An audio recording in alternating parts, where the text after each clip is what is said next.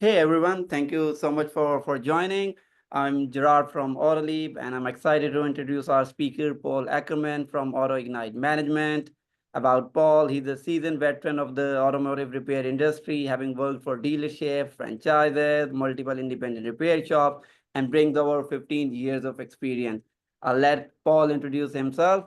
But yeah, in case of any question, feel free to drop those questions in the chat box, and we'll try to get to those at the end of this session. Yep. Over to you, Paul. Good morning, everyone. Thank you for joining me today. Welcome to the start of Amplify 2025, the premier virtual conference for professionals in the automotive repair industry. Today, I am excited to be talking about how to turn wasted time into progress, hitting your targets, and investing in yourself. My name is Paul Ackerman, and I am the Service Advisor Coach with AutoIgnite Management. So, how do you find wasted time? Time is one of the most valuable resources in both professional and your personal life. Lost time is never found again is a quote attributed to Benjamin Franklin. It emphasizes the idea that time is limited and an irreplaceable resource. Imagine this: you misplaced $20, and after some frantic searching, you find it in your jacket pocket. Relief. But what if you had lost 20 minutes? No matter how hard you search, those minutes are gone forever. How do we ensure we're not wasting time? It starts with tracking your daily activities, and this is crucial. Use a time log to document every task you do throughout the day, including your breaks, customer interactions, administrative work, and idle time. This will help to give you a great understanding of exactly where your time goes. I'd like to ask you all a few questions and be honest with yourself. Do you wait long for technician updates or parts availability or customer approvals? Are there delays in reaching your customers or getting answers from even your colleagues? Do you often re enter data, make repeated follow up calls, or handle unclear paperwork? These are known as bottlenecks, and it's really important you identify them. You also need to analyze your interruptions. What's getting you off track? Are you frequently interrupted by technicians or other advisors or customers with non urgent concerns? Do you find yourself distracted by personal phone use or checking in on social media or performing non work related activities when you're supposed to be on the job? We also need to assess your organization. Do you spend time frivolously searching for customer history or vehicle information or where you put the keys or parts availability due to poor organization? And what about those appointments? Are they poorly scheduled, leading to downtime or even worse, sometimes rushing periods throughout the day at your shop? Lastly, we have to evaluate the value of the tasks we have to do. Are you spending too much time on tasks that don't directly contribute to sales or customer satisfaction? The sooner we review how we honestly use our time, the sooner we can start to use that wasted time wisely. This is the roadmap to success. Think of your workday like as a road trip. Without a good plan, you could take wrong turns, you could hit unnecessary pit stops, and get stuck in traffic, otherwise known as those bottlenecks. But with a map, a great plan, and hopefully some good tunes, you will get to your destination efficiently and stress free. To plan your day strategically, start by thinking about what you want to accomplish by the end of your day. That's your main goal. Once you know your destination, work backwards to figure out the key steps needed to get you there. Break things down into smaller tasks, set realistic times, and prioritize what is most important. Speaking of prioritizing, it is critical for you to be able to prioritize all the tasks at hand based on urgency and the time required. Notice on our roadmap, the tasks in yellow are not a priority right now. Lastly, set realistic times. So very important. We often say things that we can't fulfill. Be sure to account for any challenges that might come up and try to have a plan to handle them. It also helps to leave some flexibility in your schedule for those unexpected things. But listen, by mapping out your day this way, you stay focused, you stay organized, and you make real progress towards your goal without feeling so overwhelmed. Now, I feel like it's only fair to practice what I preach. So I want to share my goal with you today. My goal is that each of you can make the most of your time and see the value in investing in yourselves. To help illustrate this, I'll be sharing a personal real life story from over 20 years ago, a time when technology was far less advanced and training resources were actually hard to come by.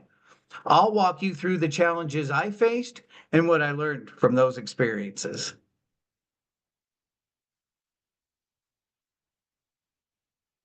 In the bustling world of hospitality, I was a maestro of charm.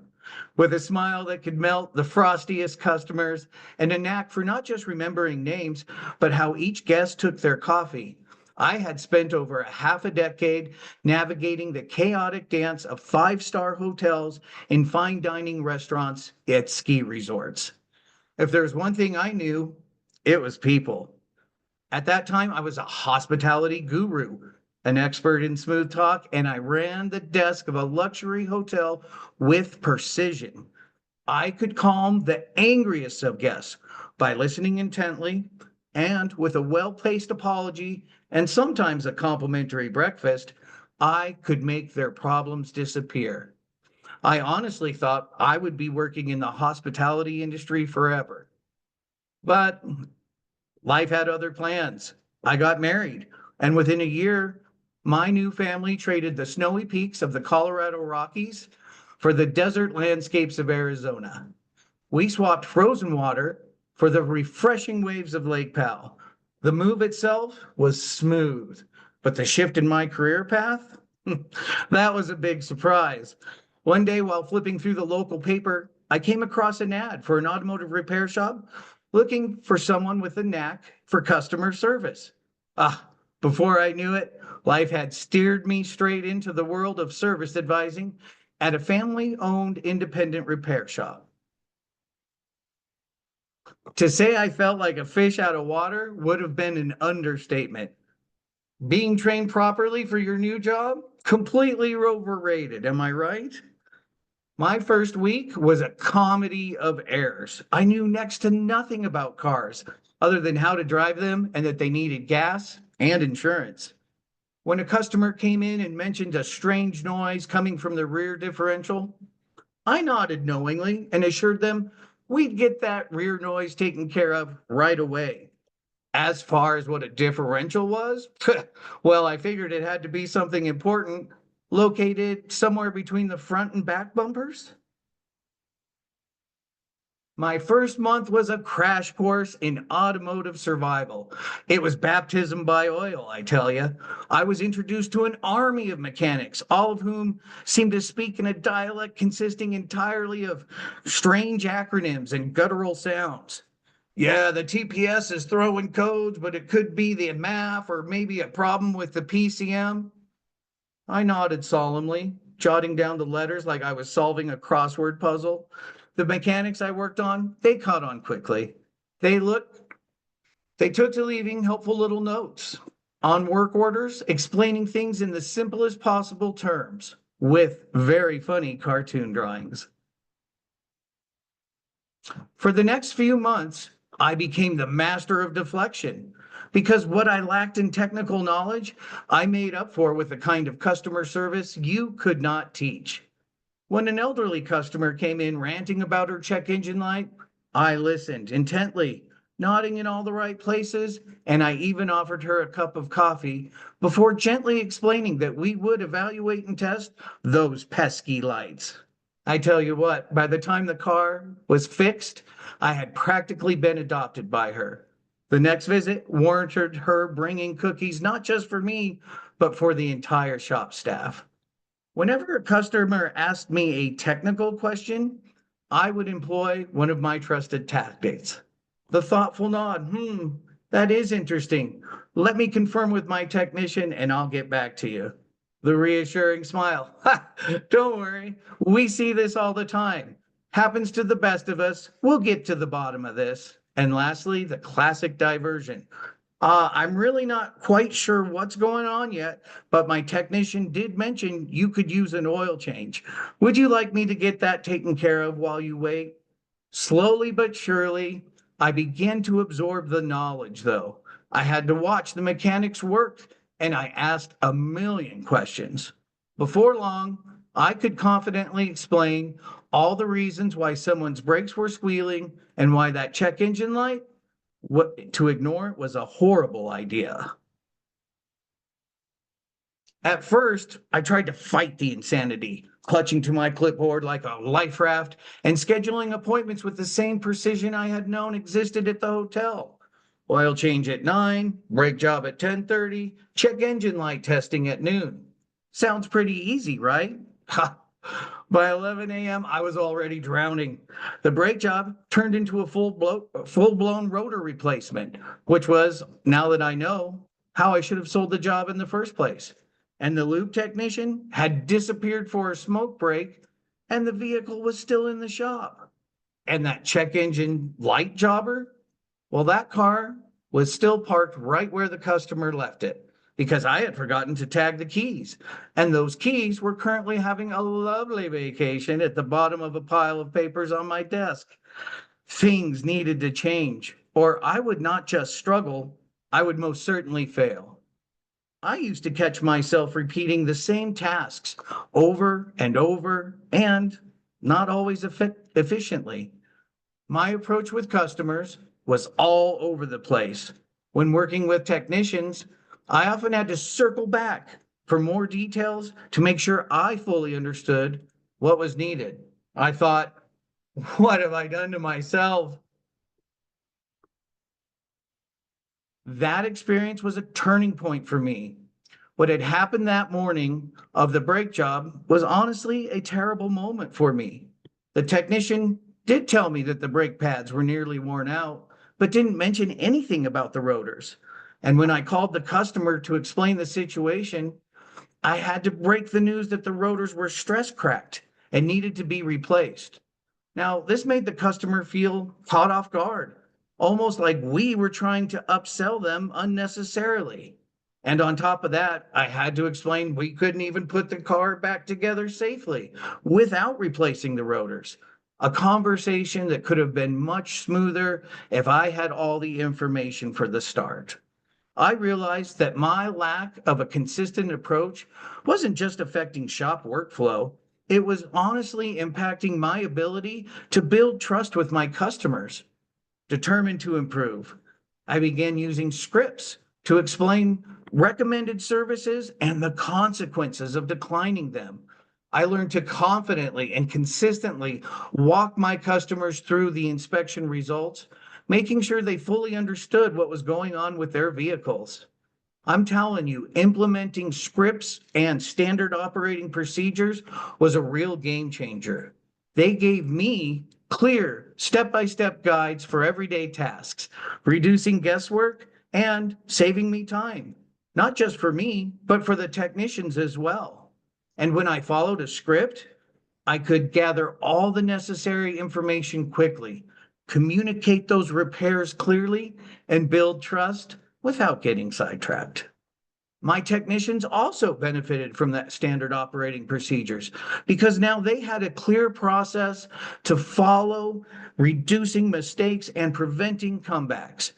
Everyone worked more consistently and effectively, cutting down on delays and keeping that workflow moving. Having a structured process in place not only helped us complete jobs faster, but also it improved customer satisfaction because vehicles were fixed right the first time and on time. Within a year, I could explain the difference between a timing belt and a serpentine belt without freaking out. I even found myself casually using words like torque and caliper without feeling like I was a fraud. I had gone from deflecting questions to actually possessing the knowledge to answer them with ease. Now, what set me apart from the previous service advisors was not the use of my newly acquired technical jargon. It was my ability to make my customers feel heard and genuinely cared for. I was no longer the guy who used to work in hotels and restaurants. I had transformed into the guy customers came in and asked for by name. Back in hospitality, time management was like my superpower. I could plan a guest's entire stay down to the minute. Check in at 3, dinner at 7, hot fluffy robes delivered to the room at 7:15. The entire day ran on precision like a Swiss watch. But in the service department, what? I quickly realized that time worked differently depending on which side of the counter you were standing on. Now, if you were a customer, 5 minutes of waiting felt like an eternity. If you were a technician, 5 minutes was barely enough to open the hood, scratch your head, and mutter, "Oh, that doesn't sound good at all." And if you were a service advisor, 5 minutes was how long you had to return 3 phone calls, write up that repair order, and explain why the brake job costs what it costs, and pretend that I'd already ordered the parts. I learned that there were 3 vastly different clocks running at all times. Now, your first one is real time. We're all familiar with it. Real time follows the laws of physics and basic human effort. It makes sense. And honestly, this is exactly why it was useless in the shop. You can't stop time. You can't speed up time. The only thing you can do is make sure everyone thinks you are the one controlling that clock. And like I told you before, there was customer time. Customer time existed in a completely different dimension, one where 30 minutes felt like 3 hours, and any repair taking over 2 hours should probably come with a complimentary massage and maybe a fruit platter. Customer time obeyed no rules. It could only be managed or manipulated, but I found it imperative to acknowledge the value of customer time with all of my customers. Lastly, there was shop time. And this is the one as service advisors we're familiar with. This was the time the technicians worked. It was based on how long a job actually took. What I learned to do was not lie, it was called buffering, a critical part of the service advisor survival kit. When we waste time, we are creating time debt. Darwin's quote, "A man who dares to waste 1 hour of time has not discovered the value of life," serves as a reminder that valuing time means to be using it intentionally and mindfully with a purpose. Avoiding time debt requires respecting the limited nature of time and investing it wisely in things that matter. Time debt, like financial debt, accumulates interest. Remember, when we waste time, we are creating time debt. So, how do we avoid it? Every time I told a customer their car would be done in an hour just to make them happy, I was borrowing time I did not have. I was making promises I had no way to keep. Now, if I did this 5 or 6 times a day, by the afternoon, I was in a hole so deep that you would need NASA to get me out of it. So, here are some tips I learned on how to avoid going into time debt. Always schedule more time than necessary because I have yet to hear a customer complain that their vehicle was done early. Now, this is a hard one, but try to never give a customer an exact time. Always say sometime this afternoon or by the end of the day. It creates a mysterious gray area where anything is possible. Your responsibility is to continue to update the customer throughout the entire repair process. Listen, we're human. And if you fall behind, all you need to do is adjust accordingly and prioritize the remaining work.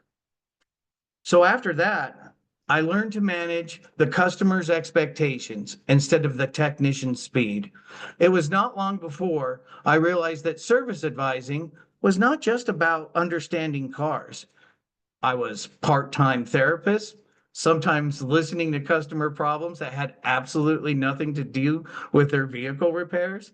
I definitely was traffic controller, figuring out which customer to deal with first, who needs an update from me right now, and where are those parts that I ordered an hour ago. Lastly, I was a full-time magician.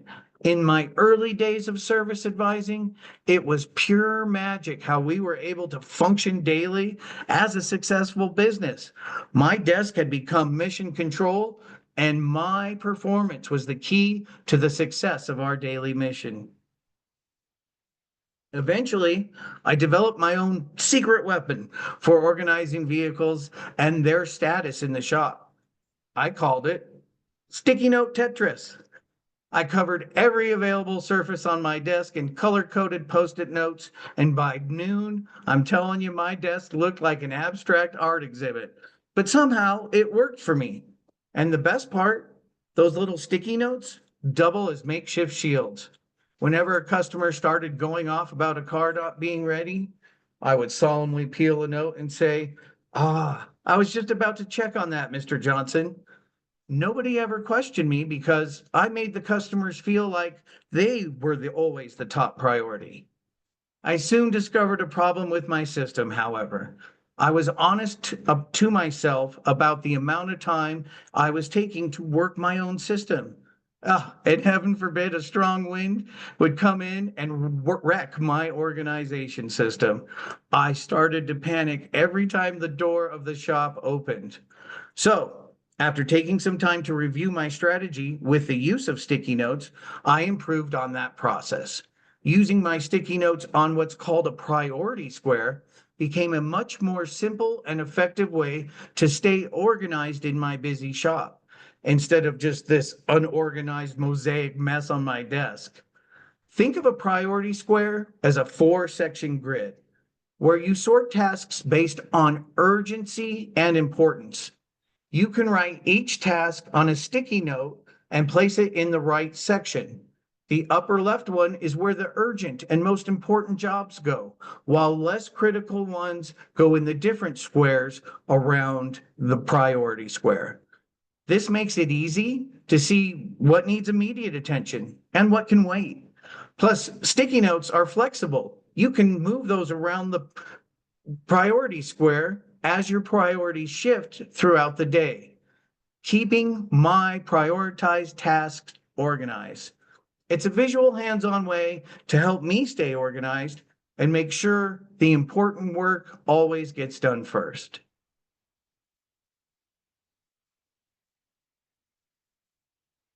A service advisor's job is like being the conductor of an orchestra, keeping everything coordinated so that the music, or in this case, the repairs, flows smoothly day in and day out. So tackling quick, high priority repairs early, like a simple oil change for a waiting customer, can free up time for bigger jobs later in the day. Testing and inspection of complex issues first thing in the morning helps ensure parts are ordered early, being able to prevent delays. It also helps technicians stay on track of what they need to do next, so no one is scrambling at the last minute. Having a clear plan for what needs to be done and in what order, the shop stays organized and there's less wasted time figuring out what to do next.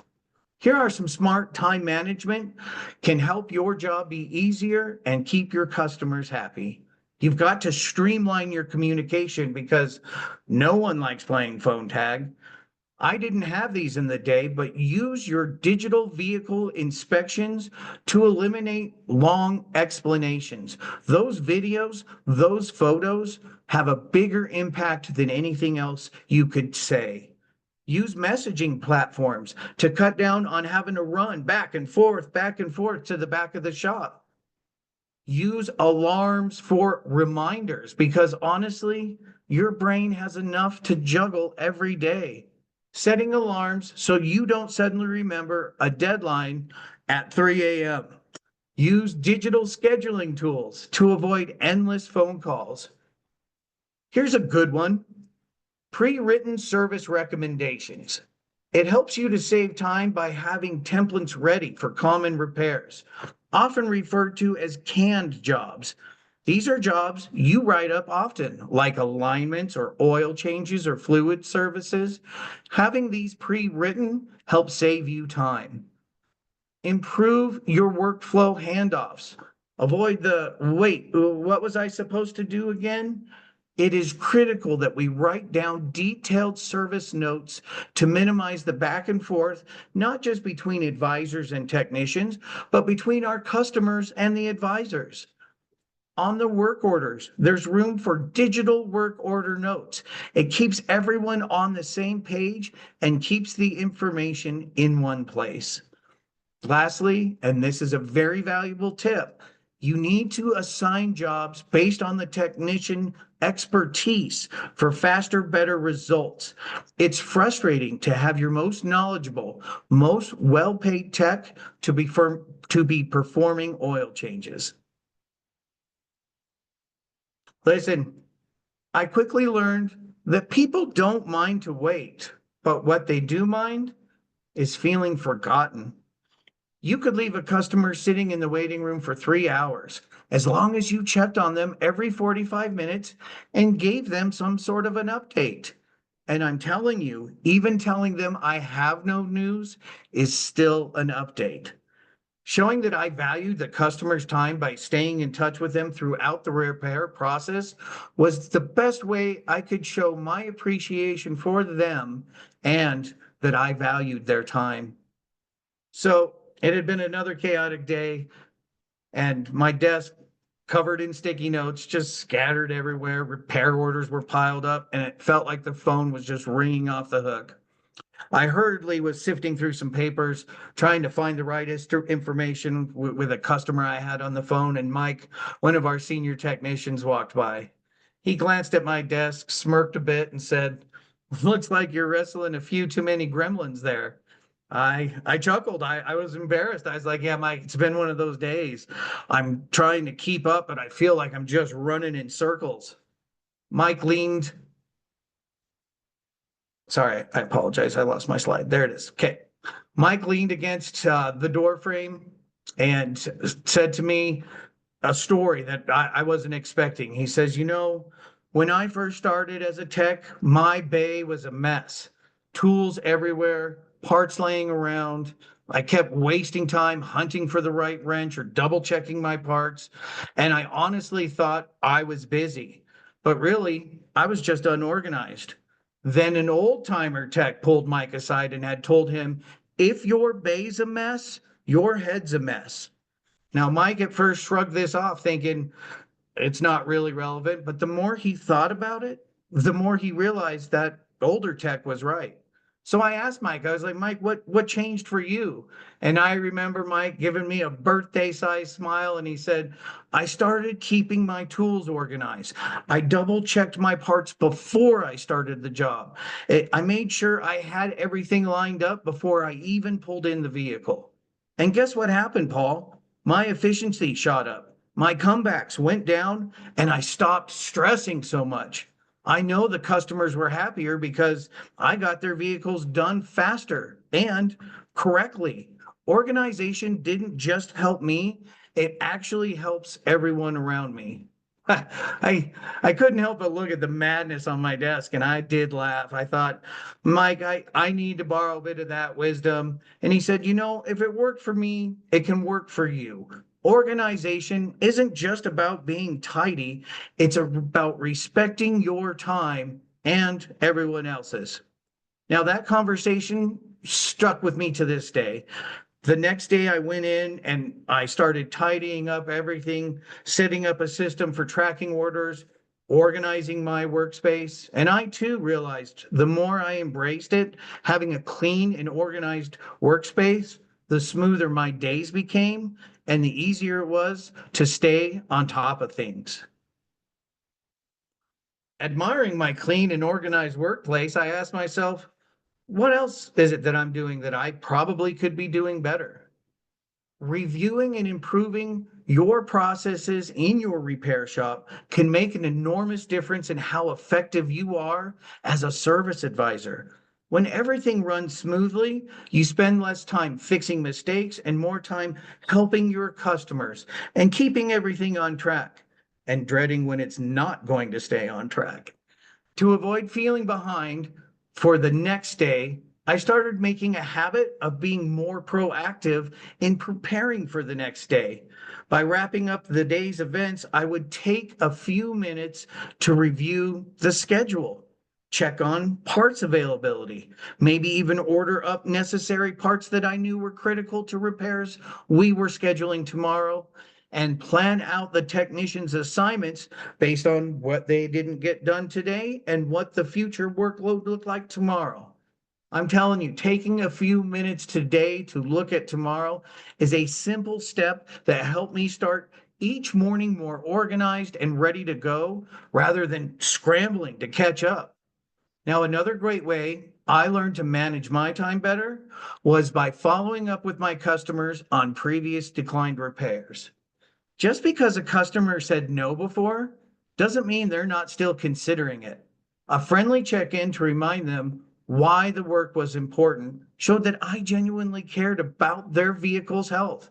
And honestly, many times that simple gesture turned a maybe later into yeah, let's go ahead and get that done. And thanks for reminding me, Paul. Margaret Thatcher's quote, plan your work for today and every day, then work your plan, has a lot of bits and pieces. It underscores the power of intentional planning and disciplined execution. By planning your work every single day, you set clear goals, you prioritize your tasks, and you create that roadmap to guide your efforts. It helps you to stay organized, focused, and prepared for those unexpected challenges. The second part of her quote, work your plan, it's a reminder that a plan, it's only as good as your commitment to follow through. Discipline and consistency turns plans into accomplishment.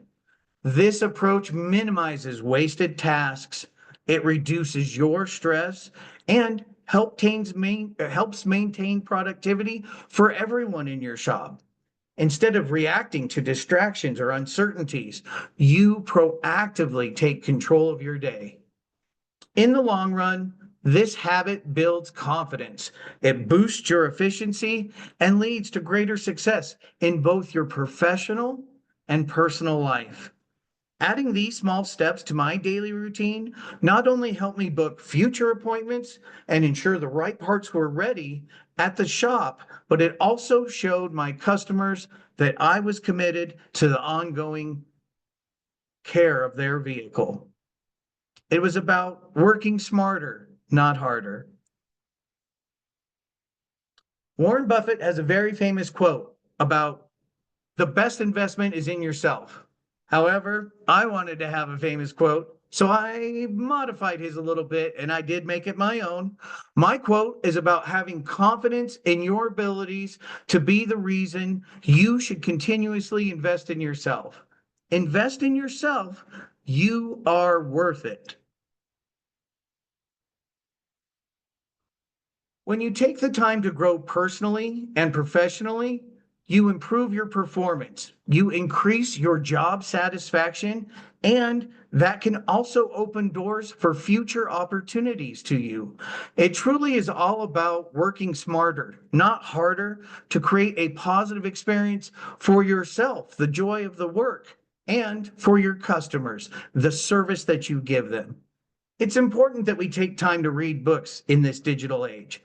Now, on my list are some books about sales and customer service, but some of the books on my list are also about self improvement, not just sales and customer service, because books help you deepen your knowledge, keep you updated on industry trends, and it helps you learn from the experience of others, hopefully broadening your perspective. Also, because of the digital age, it's easy these days to stay updated on industry trends. Attend a training program such as Amplify and read automotive news and blogs. Subscribe to industry newsletters that get delivered to the convenience of your inbox. It's also important that we hone our stress management skills. Being a service advisor is like being a punching bag. So when you take your lunch, try to get out of the shop. Make sure that you get those 15-minute breaks in and perhaps try and take a 15-minute walk. Most importantly, when you're not on the clock, exercise is a great way to relieve stress. We also need to try to seek continuous improvement. Enhance your skills by enrolling in a course with a service advisor coach, such as Paul Ackerman at AutoIgnite Management, or earn your ASE certification, which strengthens your credibility and increases your earning potential. The true benefit of investing in yourselves allows you to prioritize your tasks and execute your plan like a pro. Now, I'm going to be honest with you. You do not have to know everything to be a great service advisor.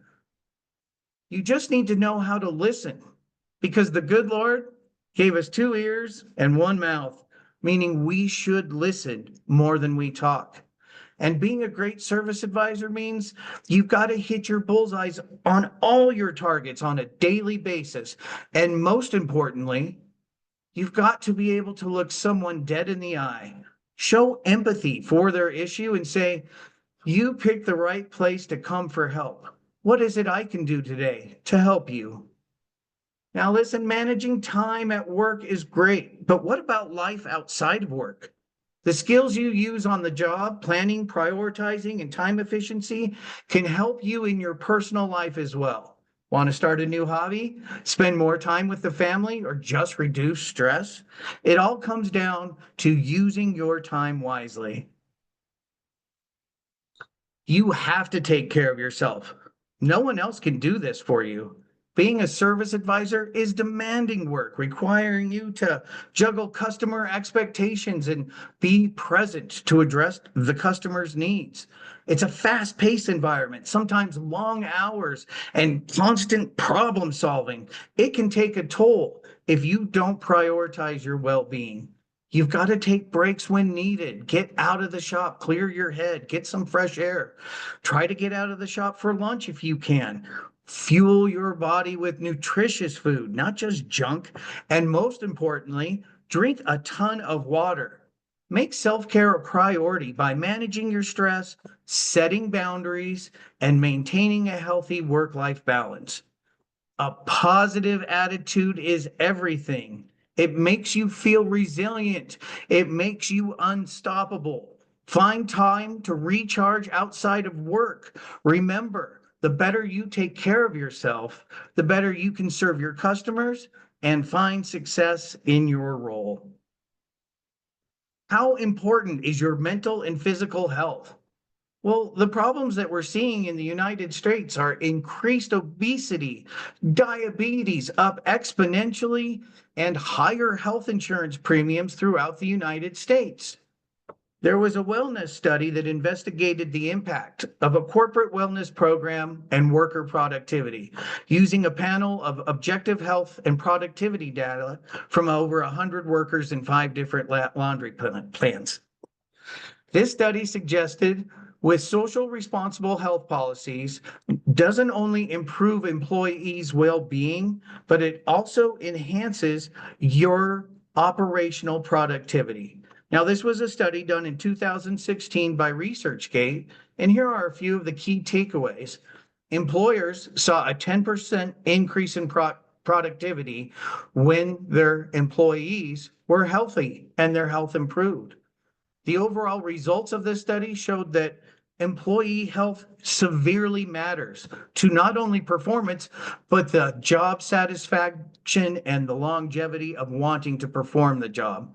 Ultimately, your positive mental and physical health makes a huge impact on your daily performance in both your professional and your personal life.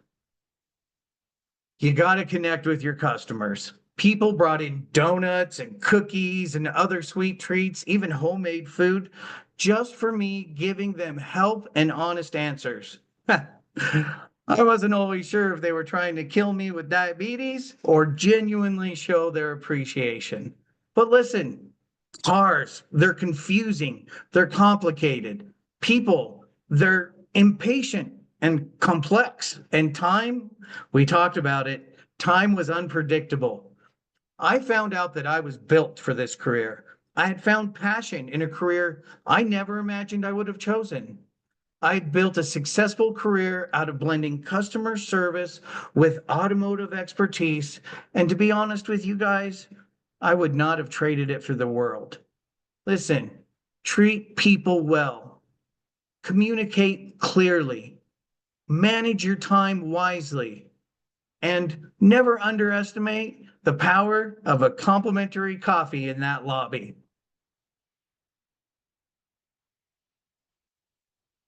The Buddha quote, "The trouble is you think you have time," suggests that we often procrastinate. We delay our dreams. We put off important things to get done because we have the false illusion that time is unlimited. Now, many years ago, I found myself looking back on my restaurant and hotel days with amusement. I had traded in the crisp suits of the hotel industry for grease streaked shirts, but I never lost my focus of what made me great at my job, the ability to connect to people and manage my time wisely. My transition from hospitality to service advising was honestly anything but smooth. But my true advantage was the simple belief that customer service was the same no matter where you were, from a beautiful hotel lobby to a smelly grease streak garage. I had found my Zen, a state of calm attentiveness where all my actions are now guided by intuition rather than conscious effort. I have since made it my mission to pass down everything I have learned, not just about cars, but also about mastering the service advisor role without losing my sanity.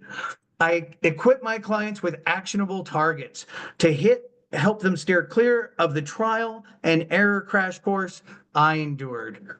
Figure out how you are wasting time daily. That's where you got to start this process. Plan your day with the end goal in mind. You've got to know what your destination is so you can reach it. Implement scripts and standard operating procedures. These are real game changers when you follow these in your shop. Now remember, time is the real currency of the job. Managing time effectively and planning ahead helps prevent you going into that dreaded time debt. Use sticky notes on a priority square to help keep you organized, the jobs moving, and prioritize the order in which all of your tasks need to be done.